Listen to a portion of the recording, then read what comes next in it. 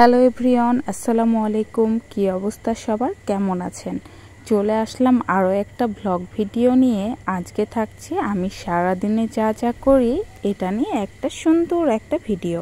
তো সকালে ঘুম থেকে উঠে রুটি ভাজি মিষ্টি ডিম সেদ্ধ খেয়ে এই তো রোদ উঠে গেছে অনেক। রোদের মধ্যে দিয়েছিলাম জিরা শুকাতে।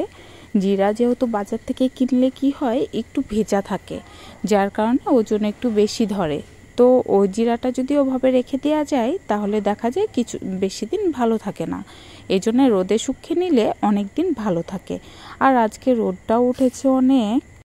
এইদিকে আমার কাজের মেয়ে এসে সব কাজ করে দিয়ে গেছে।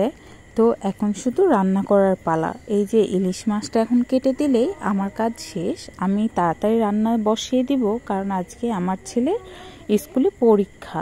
ক্লাস 5-এর দ্বিতীয় সাময়িকী পরীক্ষা শুরু হয়েছে। তো তার জন্য 1:30টার দিকে পরীক্ষা শুরু, তার জন্য রান্না আমিও তাড়াতাড়ি শুরু করে দিয়েছি। আজকে রান্না করব চিংড়ি দিয়ে চাল কুমড়া আর করব ইলিশ মাছ। তো এখানে চিংড়িগুলো খুব ভালো মতো ভেজে নিচ্ছি। আমি যেহেতু সরিষার তেলে রান্না করি, তাই হচ্ছে সরিষার তেলে একটু ফেনাটা বেশি ওঠে। তো আমি চিংড়িটা ভেজে কুমড়ার জালির ওপরে দিয়ে দিয়েছিলাম, আর এখানে মশলাটা খুব ভালো মতো কষিয়ে নিচ্ছিলাম। মশলাটা ভালো মতো কষানো হয়ে গেলে এই চাল কুমড়াটা চিংড়িটা একসাথে দিয়ে ভালো মতো নাড়াচাড়া করে তারপর একটু ঢাকনা দিয়ে ঢেকে খুব ভালো মতো কষিয়ে নেব। তো এই রেসিপিটা আসলে আমাদের খুব পছন্দ। আর আমাদের চিংড়িটা হচ্ছে নদীর চিংড়ি, আর নদীর চিংড়ি হলে তো কোনো কথাই নেই।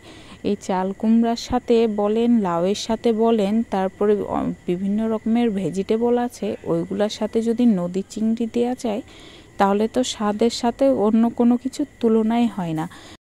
এইদিকে আমাদের কাজের মেয়ে সমস্ত কাপড় হচ্ছে ছাদে খেঁচে মেলে দিয়েছে।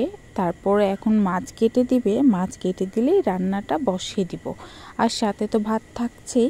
তো এদিকে আমার মেয়ে অনেক বিরক্ত করছিল বাইরে যাওয়ার জন্য, তো আমার মেয়েকে নিয়ে একটু ছাদে গেলাম। আর আজকে যে রোদ, মনে হচ্ছে রোদের দিকে তাকানোই যাচ্ছে না।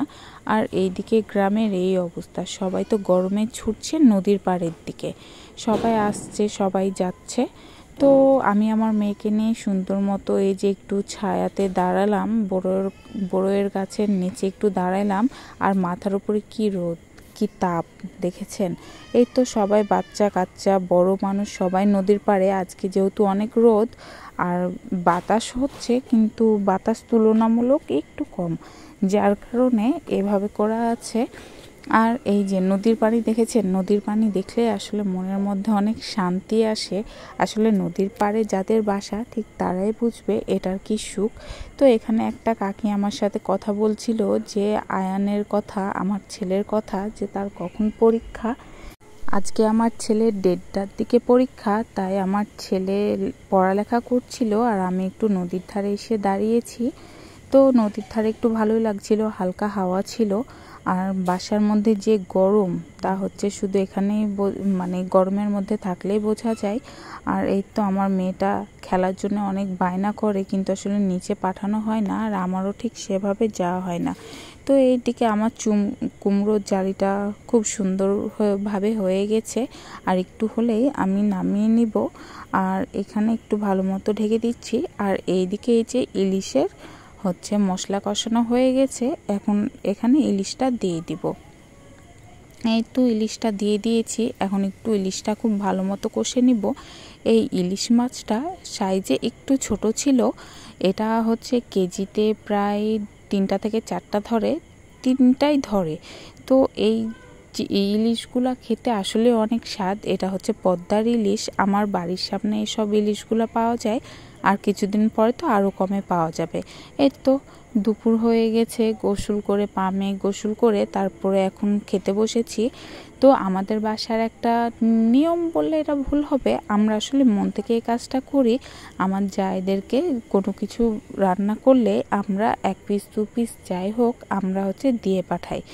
তো আমরা মাছ তুলে নিলাম জালি, আমার যাও আমাদেরকে খাবার দিয়ে পাঠায়, আমরাও আমার যাকে খাবার দিয়ে পাঠাই। আমরা খুব নেয়া দেয়া করি। আর এর মধ্যে থেকে আমার কাজের মেয়ে যেহেতু মাছটা কেটে দিয়েছিল, তাকে 1 পিস দিয়েছিলাম। আর আমরা বাকিটা খেয়েছিলাম। আর এই তো বিকালে বাইরে বের হয়ে দেখি ঝুম বৃষ্টি শুরু হয়েছে। তো গ্রামে এরকম পরিবেশে যারা থাকে তারাই বুঝবে আসলে এগুলো সৌন্দর্য কী। তো এইখানে আবার বৃষ্টি এত বেশি হচ্ছিল যে কল্পনার বাইরে, মানে বৃষ্টিটা হঠাৎ এসেছে আর সাথে ছিল অনেক বাতাসের জন্য বৃষ্টিগুলা একটু মানে বাঁকিয়ে বাঁকিয়ে যাচ্ছিল আর একটু উড়াধুরা বৃষ্টি হচ্ছিল। তো বৃষ্টিটা শেষ হয়ে কিছুক্ষণ পরে বাসায় এসে দেখি আবার বৃষ্টি থেমে গেছে। তো এই যে বৃষ্টি থামার পরে আবার বের হয়ে গেলাম নদীর পাড়ে। এখানে একটু ভালো মতো একটু দাঁড়িয়ে থেকে একটু দেখলাম। আসলে কাজটা শেষ হয়ে গেলে একটু প্রকৃতি না দেখলে মনে হয় ভালো লাগে না। আসলে গ্রামের জীবন হয়তো এরকমই, যে কোনো কিছুই ভালো লাগে না একটু ফাঁকা পরিবেশটা না দেখতে পেয়ে। এই যে দেখেন টিপ টিপ করে আবারও বৃষ্টি শুরু হয়েছে। আর আকাশে কি কালো মেঘ জমেছে দেখেছেন? আর ওইদিকে হলুদ হয়ে সূর্য উঠে আছে মনে হয়।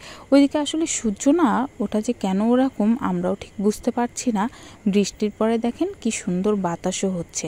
এভাবে কিছুক্ষণ বাইরে থাকার পরে দেখলাম আবার বৃষ্টি শুরু হয়েছে। আর এই যে আমার আয়ান বাবু।